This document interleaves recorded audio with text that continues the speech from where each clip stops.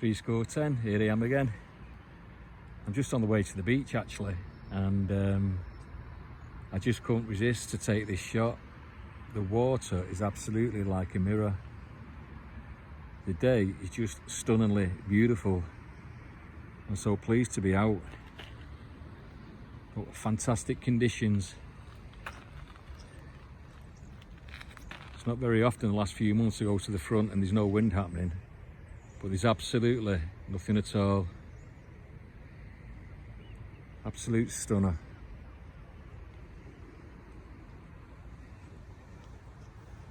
I'll see you in a bit. Hello again, down on the beach again, and everything's totally calm. Tide's out. There's the Lake District, start the Lake District in the distance, right on the horizon. And there's quite a lot of feeder birds out today, all foraging in there. Anyway, today I'm going to have a little walk on the beach, and I'll be talking about junior school and my education there, and the differences between then and now. And you might think, well, how can Steve know about the differences? Well, in the last 7 years of working life after I got to college, I started work at school, and I thoroughly enjoyed it. I had a great time, the staff were superb with me, and I did end up concentrating on teaching maths with the support of the staff and the training and what have you. Had a great time. But going back to the 60s and what have you, I went to Armitage Street Junior School, and in those days, and I think all changed about 1970, there was the 11 plus, and for some reason I was pretty good at school, very academic, and I was a rare one of those that was mischievous, in trouble, played for all the school teams and what have you, but I was pretty bright. And it's not just me saying it, the school themselves recognised that. I actually took my 11 plus a year early just to see how I would do, and that was just a preamble to taking the scholarship examination for Manchester Grammar School. Yeah, so all in all I was up for it, and it was maths that was something I found easy. In them days they called it problems and arithmetic and different versions and things like that. It's just something I was naturally good at. Anyway, I took me 11 plus the second time, so I'm in the final year of junior school, junior 4, and passed that okay. And you get a choice then of what school do you want to go to. You could go to a grammar school, a technical school, and what was called a secondary modern, so already you were being graded. So at the one end you got the bright kids go to grammar school, and the not so bright kids going to the secondary modern school, and then you had the in-betweeners at the technical school. So I always wanted to go to the local school, Openshaw Technical School, and that was partly due to a lot of friends going there, and I always had this thing that I wasn't in for a grammar school anyway, and that'll be part of my upbringing that ingrained that into me. Anyway, my parents obviously wouldn't allow it, so my first choice was Manchester Central Grammar School. My second choice was a compromise, and that was Openshaw Tech. And my third choice was Burnage Grammar School. And of course these titles for schools don't exist anymore. But also, the school did took it upon themselves for me and a friend of mine from my class, and he was very clever, Brian. I remember sharing a taxi because we went to Manchester Grammar School for our first exam. I know I passed, and I'm sure Brian did, because he really was a bright kid. So I believe, and it might be wrong, I don't know, but this was a story put to me that there were 500 people applied to go to Manchester Grammar School, which was a very, very elite school. So I passed the first one, and then I believe they whittled it down to 150, and we both went along for that. And I do know that we both failed it, and it didn't bother me because after going to the school twice, it was a completely different world. I remember as a kid reading books, and there's a thing called the quadrangle. I don't know what it was, but always had a romantic intonation to me, I don't know why. And that was the first quadrangle I'd ever experienced. But the teachers went around in hat and gowns, The kids that were there were very formal, very immaculately turned out. So in a way, it was a blessing in disguise that I didn't pass. And I went to Central Grammar School, and during my time there, again being bright, we were put into an express class in the second year of high school, which would be called Year 8 nowadays. And the idea of that was you took all your GCEs a year early. You took them in your 4th year at school. And I went through that process, passed my maths, passed chemistry, failed everything else. Then for what it was worth, they were trying to put me straight away into a 6th form class whilst catching up on the other GCEs, which I didn't want to do. So I went in what was called 5S. And that was from people who were in the 5th year, the year before, and failed and stayed on at school, for them to try and catch up with their GCEs. Anyway, for what it's worth, I spent half my time at home, and I just went through all my old books, revising and what have you, and did what I had to do and went into the 6th form. And for that purpose, I was down to study maths, physics, chemistry and biology. But it was only 2 or 3 months in, and I actually had a crash on my scooter. I was a mod in those days, and I had to have some time off school. Well, during my time at school, I'd always wanted to join the Fleet Air Arm as a pilot, and it was always an ambition, even though it seemed unrealistic. It's something I wanted to do, and I did apply. I remember going for the local interviews, and then while I was off school, my mum got a call saying from the head teacher that the Fleet Air Arm people, which was the Royal Navy in effect, that they'd been in touch and were asking me to go down for the tests. No, it turns out that while I was off ill, somebody had stolen my textbooks and things like that, and unless my mum paid the fee, he wasn't going to give me a reference. Anyway, that was all sorted and everything was put in place. So while I was waiting for my trip down to the test down at Biggin Hill in Kent, Biggin Hill Airport, which is no longer anything to do with the RAF or the Armed Services or out like that, I got a job at Manchester University. Anyway, again, I went for the test.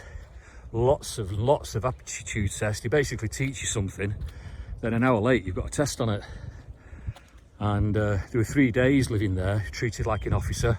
Again, completely out of my depth. The youngest one there, Silver Service, waited on by, I think they were corporals, who had white gloves on, a white jacket, in the officers' mess. All the high-class silverware out. Couldn't sleep, never shared a room with anybody before that, couldn't sleep. And then we got to the 3rd day, you find out what the result is.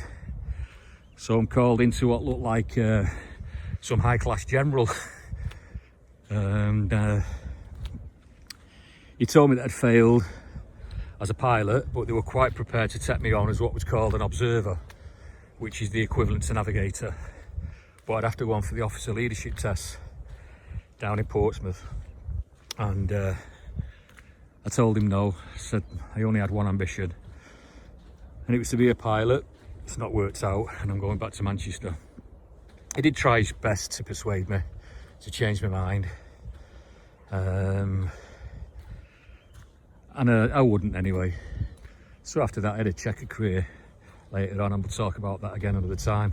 But as regards the education system, the dreaded 11 plus, it wasn't too bad in my view, because you had your test in the last year at junior school, and at the age of 14, even if you were at secondary modern, which was the school for people who I'm guessing weren't too bright, you had another chance. So if that school thought you were good enough, they'd recommend you for another exam at 14, and that will put you in the position of getting to a technical school or a grammar school. So all in all, it was a bit of a safety net. And that system, it was about 1970, I think, because I remember Labour government brought in the comprehensive system, and I had about 2 years left at grammar school then, and we got integrated with what was called secondary modern. and everything changed completely with education. To be honest, everything was diluted, and the grammar school staff didn't like it. They started leaving. Standards did change. The tradition and history of the grammar school disappeared, and not that it bothered me in any way. You just get on with your life. But there was a lot of pluses, I think, for the system that was in place then, because I think the 11 plus is still in existence, but you're talking about cities and towns that have got some exclusive grammar school. They want to be selective. And then you've got independent schools. Obviously it's a selection procedure for them as well. So all in all, there's stuff out there. But the bottom line is work hard, study hard, and you'll achieve your dreams. My view is like anything in life, you have to just set your mind to it, you know, and that's what it's about. So yeah, things were very, very different. And I worked my last 7 years in a school, so I have a good idea of what it's like now. Things were different from my day. I had to adjust to certain ways of teaching maths, and also I've just got a dog here that's friendly towards me, so I'm just giving her a stroke. There you go. Well, I don't know where I was at then. It's a beautiful dog. I think it's a puppy, but he's got really excited. I'm not sure where I was talking then, but I was happy with everything that went on, and I've not complained about my life at all. So coming back to the 7 years I was working, I taught maths and what have you. And the only thing about education nowadays, it's basically at primary school, it's based on maths and English. Lots of emphasis. You got Ofsted, you got all the horrors of those people. Schools are being asked to do far too much in my view nowadays. You know, the start was sex education, and there's lots of other stuff now where what happened to the days when parents did stuff? Why should it be the school? Because everything you add on to them at school, it has to take the minutes of education from some other subject. So it seems a bit crazy to me that school is the thing that teaches kids their life, you know. It should be families, in my view. Lots of input from the family at home, helping with homework. But I do know that as regards the teaching of English, one of the things that even horrified me was the phonics side. And I'm just glad that I never got involved with all that, because the phonics, I just never understood it anyway. It was like learning a different language. How the kids did it, I don't know. And obviously some didn't. And parents who do see what the children's homework is, I'm sure they'll say, phonics, wow, we need to do a course for that. And some of the schools, they do provide courses now for parents to do a phonics course. But my favourite subject, maths, it's always been kind of this big scary subject, and it still is now for a lot of people. You say maths and it's like saying The Omen or The Exorcist or something like that. It's a tough one, but I tried my best when I was teaching the kids to make it fun and enjoyable, and I did have a personality to do that. And I can honestly say that the kids did like coming to the lessons, and I thoroughly enjoyed it. I worked with year 5, year 6, all abilities, from the lowest level right down to the highest level kids, top ability children. I loved that job, but the time was right to retire, and that's what I did, and this is where I am. So that's just a snippet of my life about what school was like and some of the differences that are going on. I'm not saying one's better than the other. That's up to other people to decide. All I'm doing about this little YouTube channel that I'm doing is just how I feel about things. It's not to influence anybody. It's not to change anybody's minds. It's my personal experience. So I don't even need to enter a debate with anybody, because we're all different, and this is my opinion. Anyway, this is absolutely beautiful. It's totally peaceful. No wind, very rare. I just enjoy what I do. Anyway, have a nice day everybody, and thanks for watching. Bye.